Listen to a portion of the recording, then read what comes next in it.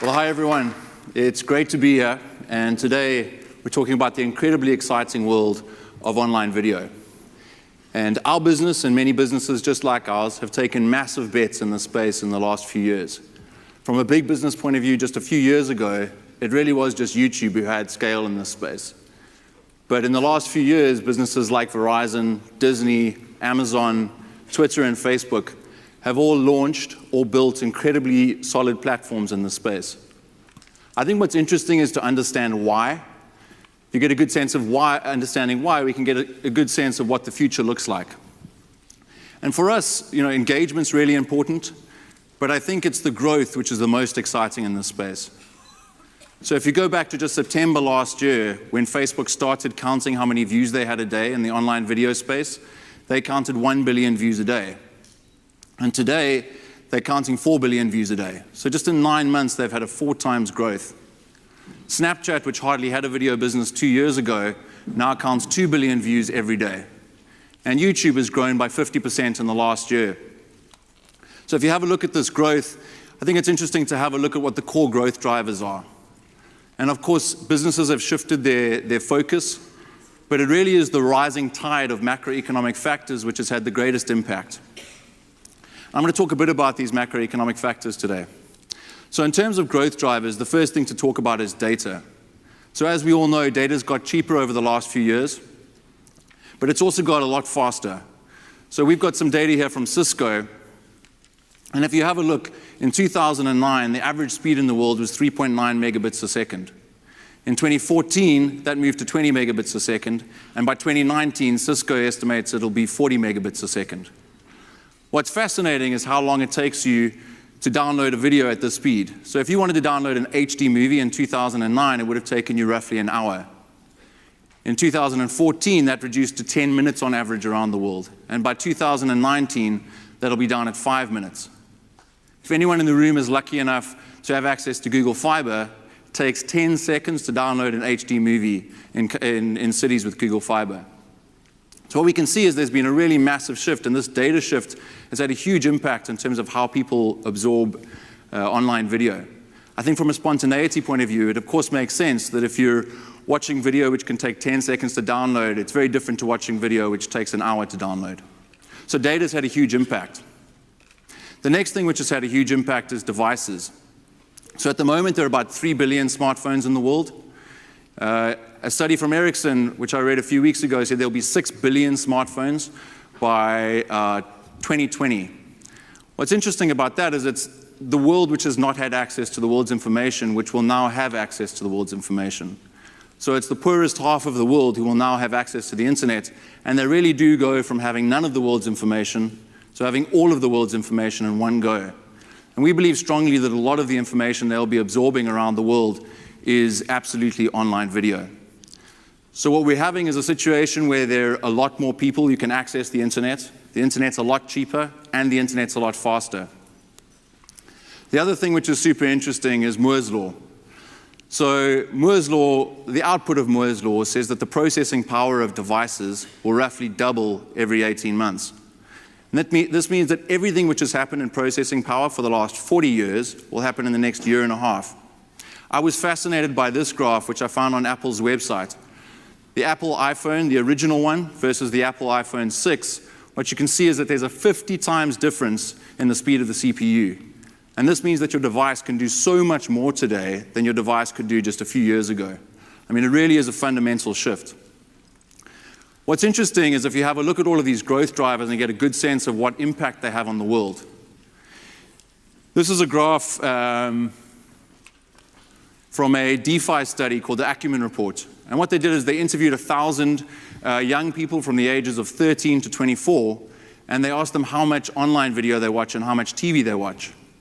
What they found is that this age group were watching 8 hours of linear TV and 23 hours of online video. So 3 times as much online video as TV. I remember watching an interview by Steve Jobs a few years ago where he was talking about whether or not the world would adopt the Macintosh 2. And the interviewer said to him, we really don't believe that the future of the world, the older half of the world, will actually adopt this technology. And Steve Jobs looked at him and said, yes, but death will really solve that problem very quickly for us. And I thought it was an incredibly abrupt way for someone running a listed company to respond. But this is exactly the opposite problem, right? Or the opposite opportunity anyway. This is the future of the world. Everything which is happening here will definitely diffuse through the rest of the world. And also this age group only continues to grow.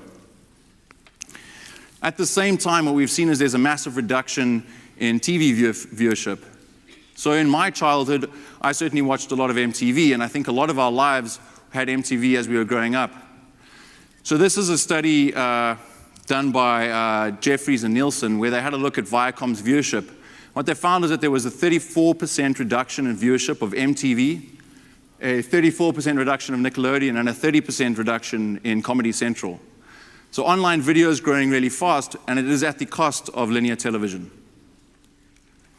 I think this is a really interesting way of looking at this. So in the concrete pavemented section of the world, you find broadcast and publishing, where big business decides what people watch.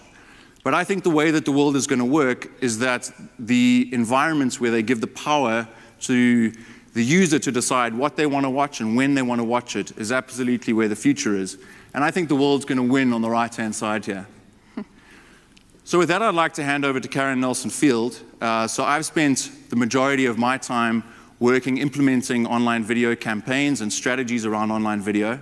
And we're very fortunate to have Karen with us, who has a history and an incredibly acclaimed history in the space of the academic side of online video. So with that, I'd like to hand over to Karen. Thank you for having me. Don't hold it against me. Yes, I'm an academic, but I consider myself a pracademic, which means I kind of apply. I work with a lot of brands, so we apply what we find. So I've been a researcher in media science actually for 10 years. My original work and my original PhD was traditional media, but in the last 5 years, I've kind of worked in the new media space. But what my research does is it kind of focuses on efficiency and effectiveness of different platforms. And for those of you who actually know any of my work in the past, you know that I'm not shy to challenge hype and unsubstantiated claims from those that particularly around the engagement space and amplification space. So, and some of the findings I'm going to talk through today are no different. But what I wanted to quickly say is, to John's point, I've been working in 10 years as an academic, but I've literally just this year established a Centre for Digital Video Intelligence. And the reason why we've established a Centre for Digital Video Intelligence and brought in a whole lot of other professoriate and PhDs to work with me, other than all things digital, is because of the incredible opportunity that it renders to marketers. And for all the same reasons about the growth, about the incredible opportunity in terms of engagement with clients, engagement with consumers, for me, the efficiency game changer is placement relevancy. So from a research perspective, this is why I love this medium. Apart from the fact it offers sight, sound, entertainment, vast and fast reach, but this concept of placement relevancy. So we know that advertising has its greatest effect when it actually hits close to the consumer or close to the purchase occasion. So there's this concept of recency, which means you only need to hit someone once when they're in the market to buy and when it's close to the purchase occasion for it to have its greatest effect. So we are actually not believers of frequency. So anyone who knows Erwin Efron's work, he kind of talks about this concept of reach, don't teach. And that's great. So from a media buying perspective, it sounds fantastic, you know, get as close or place your media as close to the purchase occasion you can.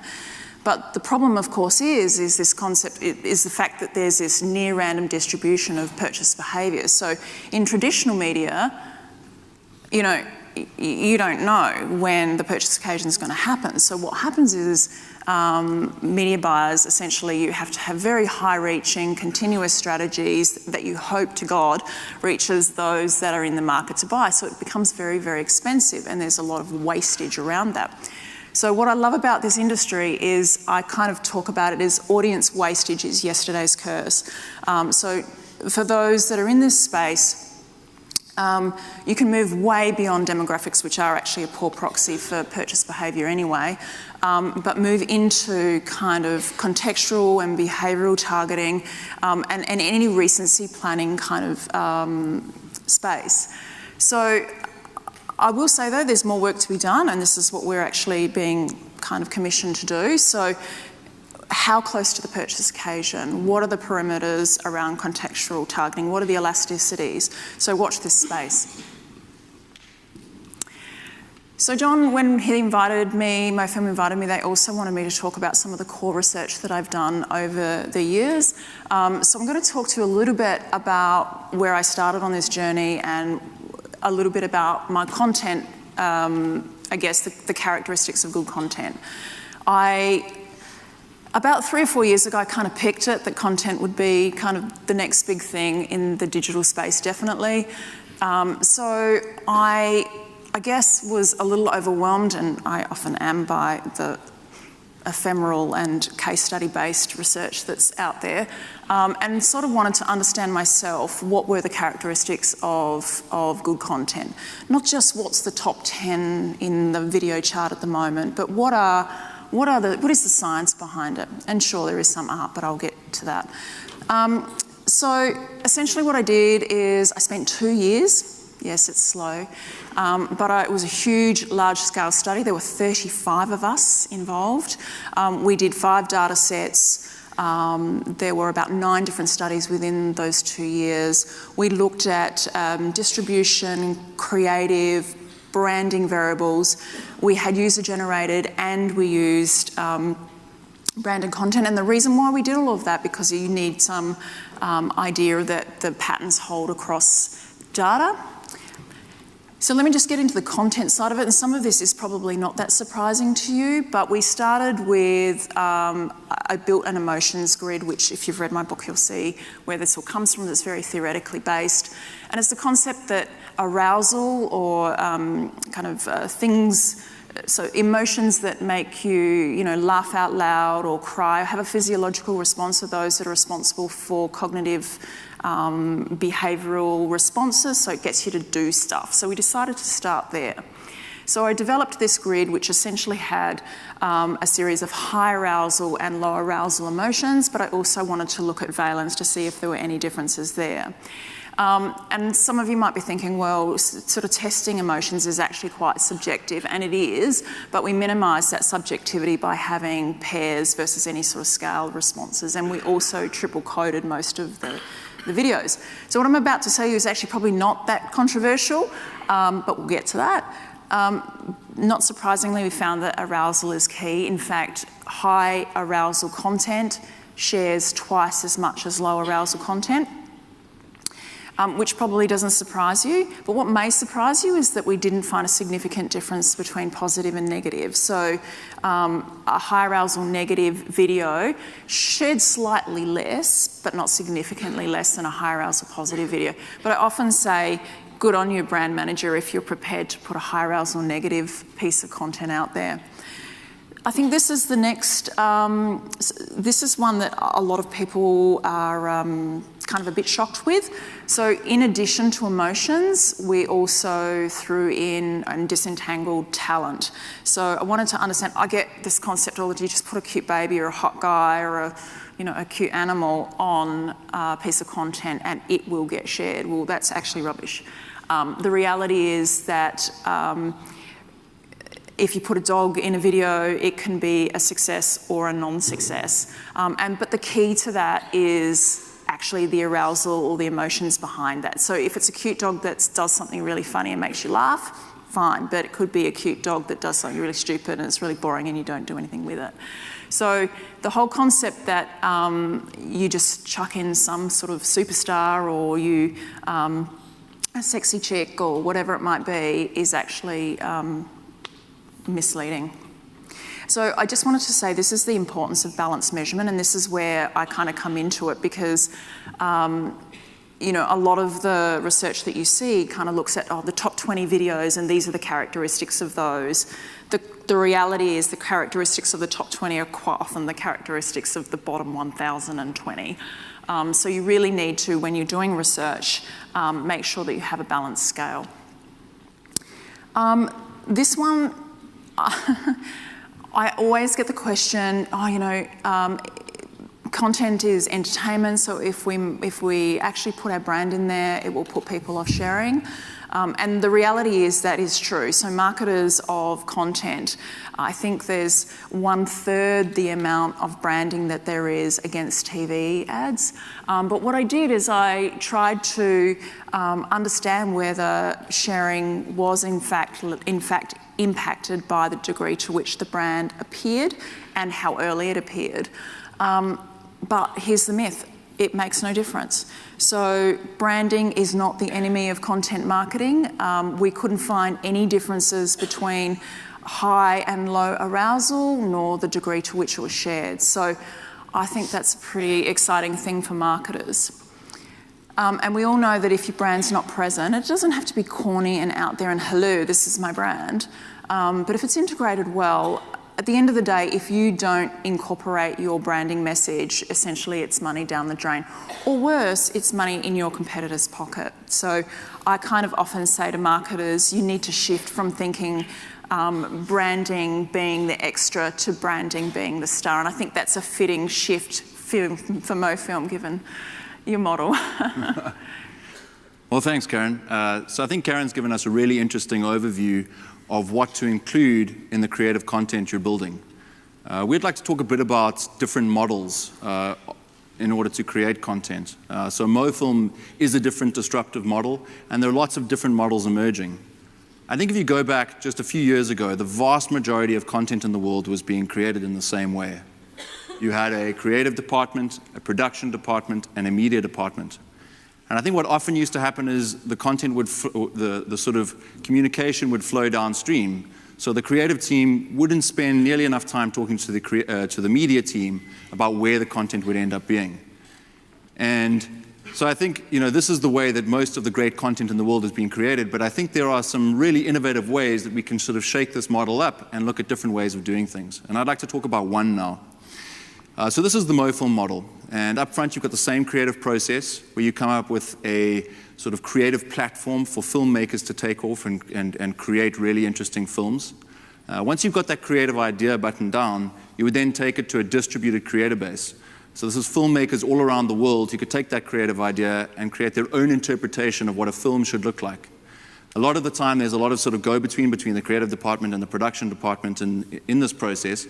And the output is a distributed volume of films with different ideas which have come from all around the world. So I'd like to sort of show a video now of some of the content which has been created using this model over the last few years. In fact, all of the videos in this have come from the last year.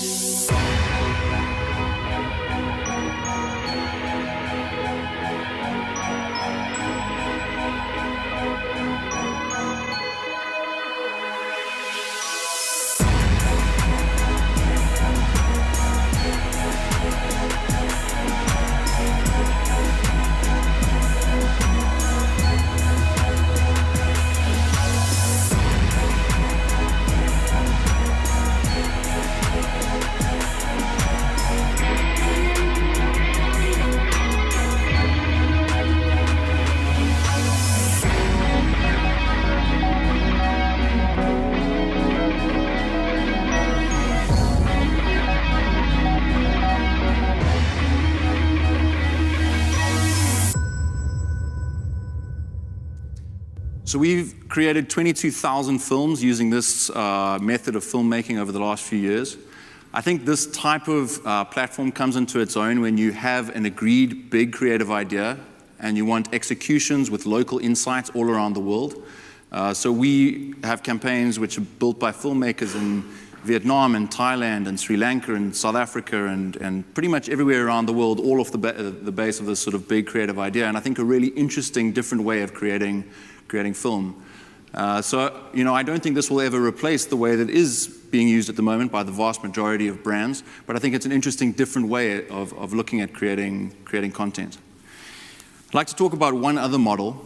So if you think about the linear model, which was creative, production, and media, you know, if you put all of those together into one room, I think there'd be some obvious benefits. I think the biggest one is the insight which you would gain. And when I talk about media, I think media can be interchanged with audience. So I think what's interesting about this is that if you have the same people who are creating the content and the same people who are distributing the content in the room together, you can get a really sort of deep level of sort of understanding about what your audience likes. I think one of the biggest businesses in the world at the moment, which has had the most success in the space, is BuzzFeed. You know, this is just a few days ago. They launched 9 videos in one day, and they had 4 million views of that content. I think what's really interesting is if you speak to the editor of this channel, he knows exactly what works and exactly what doesn't work. And we get really sort of rich feedback around what works, and I'll explain how that works now. And so when they get a brief from a client, they put their insight together with what they know about the brand, and out comes work which we believe is more insightful than the sort of traditional process where perhaps the audience is not nearly as well understood by the creative team. And this is a piece of work which they created a while ago, which got 22 million views over a short period of time. So we've built a number of platforms like this, and I'm going to use one of them, probably the most charming platform we built in the space, to explain why this is so interesting to us. But this is a duo called Ned and Will, and Ned and Will are much loved by their small audience of fans. So they've built 90,000 subscribers over the last 4 months, which we've been working with them on. And the sort of plan is to, from the start, is to build this sort of rich audience of people who are interested in cats and the sort of behavior between cats and humans, and then introduce a brand further down the line. And the reason that I believe this method is really interesting is because of this rich level of insight which you can gain. So this is an argument between 2 fans of Ned. And what they're doing is they're debating what Ned's character is really about.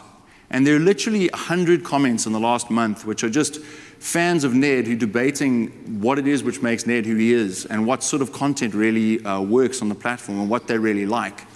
And what this means is that as a creative organization, we have a very good idea of what our audience likes. And so when we create content, we know, what's going to work, I guess. This is another really interesting slide. So this is the back end of YouTube. And what we get in the back end of YouTube is a really good idea of which videos are performing the best. So in the left-hand side, the far left-hand side, you'll see a percentage column. And that's the percentage view-through rate of each video we release. And so each video, we see exactly what the average view time is. And that view time can be used as a really good proxy for how much people like that content. So you take the qualitative stuff, the comments on the YouTube page, and then you have a look at this. And our creative team and our audience development team know exactly what content our audience will like. So when we then talk to a brand and we take that insight and we mix it with what their marketing objectives are, we feel that we can create something really special. And I'd like to show you an example of Ned. Dear Meow Mix, hello, my name is Ned. Recently, while enjoying your otherwise delightful product, I was shocked and horrified to discover in the box a human foot. It was wearing a shoe, and not even a nice shoe. It was a cheap fuchsia pump. I would be willing to ignore this terrifying, awful incident if you could see fit to send me 50 boxes of free Meow Mix food. Dad! Stop lying to Meow Mix to try and get free food! I wasn't! Delete, delete, delete, delete, delete, delete, delete, delete, delete, delete. Okay. Dear Meow Mix, hello, my name is Ned. I am a cat. a very nice one, and I'm clean, and I am funny, and generally nice to be around. Perhaps you'd like me to come and live with you. I could be a good help in testing your delicious... Dad! Stop trying to get Meow Mix to adopt you! I'm not! Delete, delete, delete, delete, delete, delete, delete, delete, delete. Dear Meow Mix, hello, my name is Ned. Please help. I am being held prisoner by a very large and unreasonable person. He also smells... Ned! Delete, delete, delete, delete, delete. Okay, so that's Ned, and we've had an amazing amount of fun with Ned over the last few months. And I think, we really like the way the brand integrated here. It wasn't sort of forced, and it was sort of done in a fun, very Ned kind of way. And our audience particularly liked it, and we were fortunate to reach 1 million views over the last few months with that piece of content.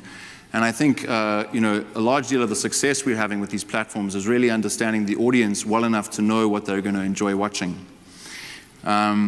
And so I guess I touched on the points of video distribution. And video distribution really is one of the most complicated and difficult to understand spaces in the world of marketing today. I think if you go back a few years ago, you really only had to understand a few different channels to really understand what advertising was about. But today, just the online video space is moving so fast that it's almost impossible to keep track. So Snapchat launched 2 years ago, their video platform, and they're currently getting 2 billion views a day. So does that mean that Snapchat is something which every brand should be thinking about? I think it's hard to say. Instagram obviously are getting a massive following at the moment. And if you just have a look at this sort of timeline, what you can see is how many players have come into the market in the last few months. I find it fascinating that Facebook only started counting views in September last year. So we're talking very recently that they just started counting views. And by the end of Q1, they went from 1 billion views in September 2014. And at the end of Q1, they went to 4 billion views. And so, the amount of flux in this environment really is massive. So I think it's very difficult to understand exactly where to engage. I think the other thing which is really difficult to understand is what is the value of a view? Vine is a really interesting platform. Their views are 6 seconds long. Instagram, also a really interesting platform. Their views are 15 seconds long. A paid view on Facebook is 3 seconds long, and a paid view on YouTube is 30 seconds long. So I think what we know for certain is that there really is a fundamental difference between these different platforms. And I think it's really hard for marketers to be expected to understand this entire platform space. So I think we find ourselves in probably the most complex space which is necessary to understand as marketers that has ever existed. And I think this is difficult for everyone involved. So I was talking a bit about Facebook and YouTube. I mean, it was incredible that it took 7 years for YouTube to get to 4 billion views, and yet it took just a few months for Facebook to get there. I think what this sort of signals to everyone in the world is that whatever Facebook sets its mind to, which requires the attention of the internet, they will achieve. I saw that the American government raised $10 million in 2 weeks for the Nepal earthquake victims. Facebook put a campaign live and raised the same amount in a week. And I think, it's just incredible the amount of power they have with the world's attention, and I think, video is a really big part of that. So I'd like to just talk very briefly about a few things, right? So what we know for sure is that Facebook and YouTube are the biggest. They both have billion people audiences, and Facebook getting about 4 billion views a day. YouTube haven't announced figures for quite some time, since 2012, but I think it's safe to assume that they're around 6 or 7 billion views looking at the rest of their growth figures. So I think, this is really the biggest sort of environment, Facebook and YouTube, and I think it's worth just having a look at how these two are different. So from a discoverability point of view, there's a massive difference. If you upload something to Facebook and you search for it a few weeks later, unless it's in a stream of one of your users, they won't be able to find it. Whereas if you upload it to YouTube, you'll be able to find it with ease. I think the next thing to talk about is lifespan. So Facebook tends to get a far bigger peak early on in its lifespan. You have a real sort of raise early on in the lifespan of a video, and that's got to do with the high shareability on Facebook. But the length of the lifespan on YouTube is far better. You've got this really long tail because of the discoverability of the videos. The next thing is paid views. I discussed this earlier, but 3 seconds is a paid view on Facebook. 30 seconds is a paid view on YouTube. So we're obviously not talking apples and apples here. I think what's really interesting about that is I believe strongly that these two will have to move closer together. I don't believe it's possible for Facebook and YouTube both to be counting views in exactly the same way. I think these two have to move together. The last thing I wanted to talk about is engagement. And certainly from a comments, likes, and shares point of view, Facebook is a lot stronger. You will always get a lot more comments, likes, and shares of your ads on Facebook. But when it comes to average view time, then YouTube is absolutely stronger. We've done a lot of tests in this space, and we found that average view time can be as much as 3 or 4 times greater on YouTube. And that's with the same videos, which have far more likes, shares, and comments on Facebook. So this is a really complicated space, but those are just some sort of thought starters. And I think it really is something which needs to be well understood, and I think finding the right partners who understand the space is really pivotal. So I'm going to hand back to Karen now to continue talking about distribution. Sure. I was interviewed this morning and someone said to me, did you have a eureka moment in the research that you've done in the content space? And I'm about to tell you my eureka moment. I started with content, I started with creative thinking, because everyone said, creative is king. But my eureka moment is actually creative has a small amount to do with the variation in sharing. And distribution is actually a bigger piece of the puzzle than most things. So I lost a lot of sleep for a few weeks trying to understand why the regression analysis wasn't working, but then when I plugged in distribution variables, changed the game. So here's my challenging moment. The reality is the word viral is probably one of the most grossly misused words in marketing lingo today, and only marketers tend to take concepts from other sectors and kind of translate them and morph them into something that works for them. But the reality is we all kind of think of viral content as being positively distributed, meaning that it starts with a small base and it positively distributes to many. Think about, not that you really want to, but Ebola and I guess HIV to some degree and all of the other epidemics. And that's where marketers get it from, that it's this viral epidemic that's just, you get a piece of good content and it's going to spread to many. The reality is it's the opposite of that. The diffusion is negative, or the distribution curve is negative.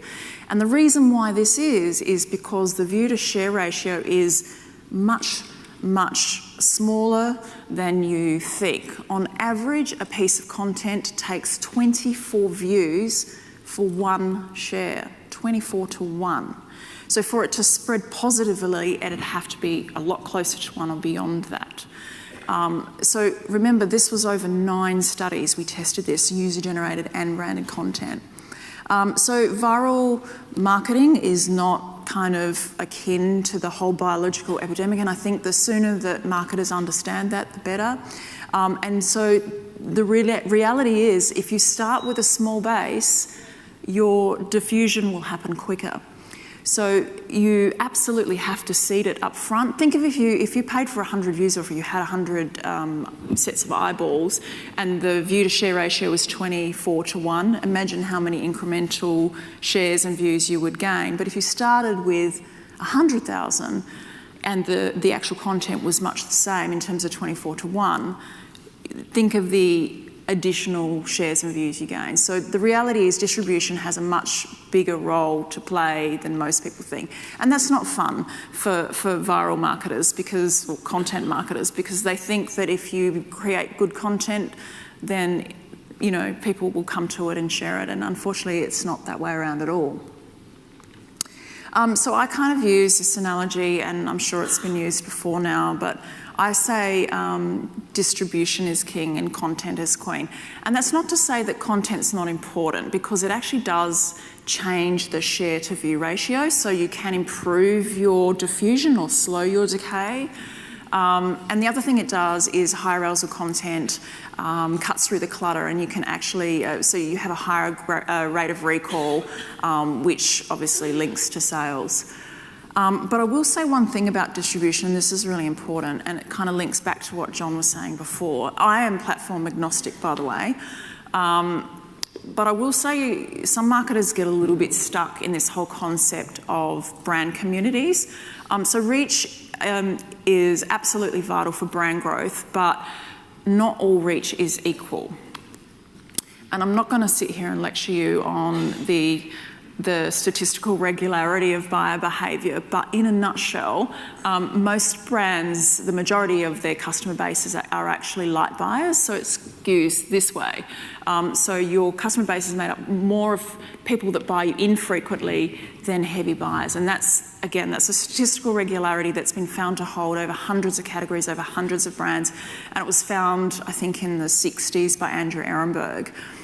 So what that actually means is that for your brand to grow, you have to reach light buyers, or at least not skew to heavy. So from a brand, or from a media buying perspective, it means that the very last thing you want to do is buy media that skews to heavy users. Because even though most people are kind of taught that heavy users are truly valuable, and they are, you've got to nurture them, most brand growth comes from light buyers. And there's a huge amount of literature on why.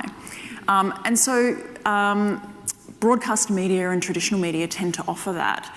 They kind of skew similarly in that they can get access to light buyers of different brand groups.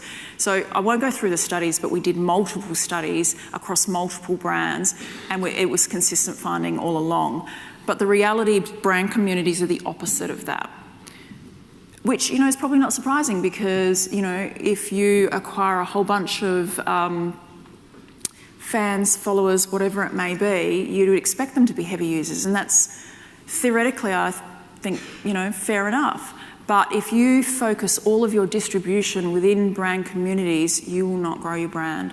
So my message to people are, make sure that you should distribute and seed, that you do it outside of the brand community and across category buyers.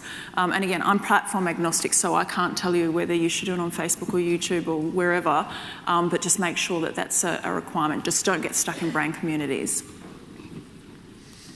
Thanks, Karen. So I think as sort of a parting thought, we believe that everything sort of boils down to choice. The future of the world is about offering as much choice as possible to the user. What they want to watch, when they want to watch it, and where they want to watch it. And businesses which have an old model where they try and interrupt what you're doing to push a message in your direction, we believe that that is sort of part of an old world. And the world we're entering is absolutely the engagement economy, where it's about allowing users to decide what they want to watch and when they want to watch it. And I think this picture is sort of the closing thought I'd like you to leave with. And you absolutely need to build your business in the space where people are walking, not where you think they're going to walk. So thank you very much for your time. Thank you.